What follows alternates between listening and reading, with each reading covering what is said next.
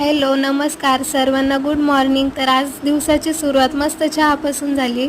चहा घेतल्यानंतर लगेच देवपूजा केली। सकाळी सकाळी देवपूजा झाल्यानंतर खूप छान वाटतं, त्यामुळे मी अगोदर देवपूजा करते, नंतर मग स्वयंपाकाला लागले। अगोदर भाजी बनवून ठेवली, नंतर मग पोळ्या करून घेतल्या, नंतर मग प्रिशूला आंघोळ वगैरे घालून तिचं आवरून दिलं। ये फॉर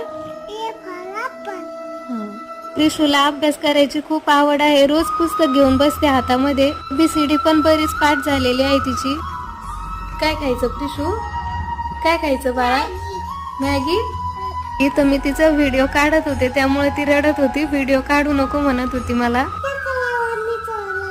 नंतर मग तिने मॅगी खाल्ली, बराच वेळ खेळली। तोपर्यंत माझं घरातलं सगळं काम आवरलं होतं आणि मग मी तिला झोपू घातलं। ती झोपल्यानंतर मग मी चिवडा बनवला होता। असंच जेवणासोबत खाण्यासाठी चिवडा बनवला होता। नंतर मग मस्त पेरू